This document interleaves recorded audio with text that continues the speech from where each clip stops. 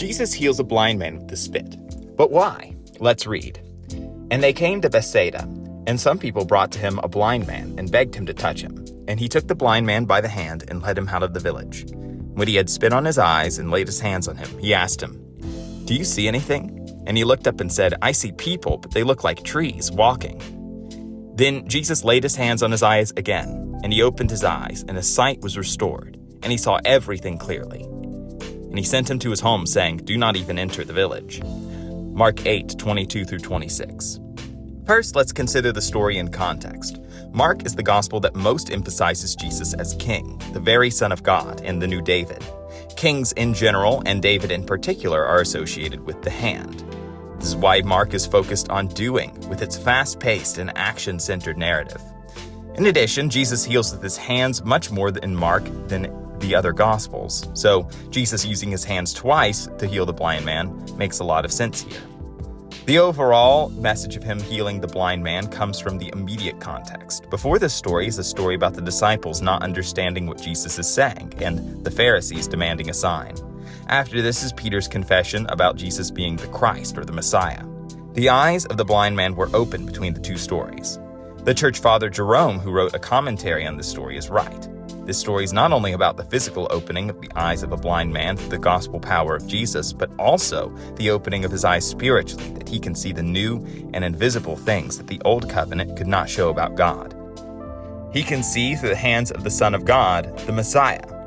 Jesus takes away your spiritual blindness to what the world is like and who he is. But what about the spit?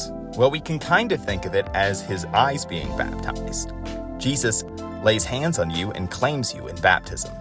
It's kind of gross to think about the waters of baptism as spit, but this is a very early interpretation of this passage from Ambrose, a church father. Though I disagree with him that the blind man's eyes opening is about him seeing that he is a sinner. While that's partially true, I think that this is more about opening his eyes to view the whole world as God views it and to be able to see God himself clearly. Baptism is the first step in our journey of walking with God, so it's the first part of this two-stage healing. After baptism, we take up our crosses and follow Jesus to his destination, our death. Just like this story is the beginning of Jesus and his disciples' journey to Jerusalem, where Jesus would encounter suffering, condemnation, and die. But why did Jesus have to heal the blind man twice? If he is the all-powerful God and Messiah, then he should only have had to do it once. Why did the blind man see people as trees in the first healing? Well, it's actually because he overhealed him. He was observing the symbolic nature of people. He saw the invisible things and saw with a biblical worldview. People are described as different kinds of trees all over the Bible. A few of the many examples include Psalm 1:3 and Psalm 52:5 and 8.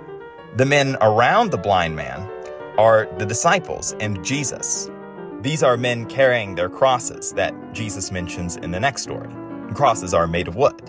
There is a certain extent where the blind man's healing is a partial healing. Just like the disciples have a two-stage seeing. They were just accused in the previous story of seeing but not perceiving. Peter gets half the truth in the next story, where he confesses Jesus as Messiah, but rejects his suffering, death, and resurrection. As they participate in the sufferings of Jesus and take up their crosses, they will begin to see more clearly. Jesus opens our eyes to be able to read the scriptures, see the world in a new light, and most importantly, confess that he is the Son of God. Tell me, how have you seen the world and God differently through the hands of Jesus?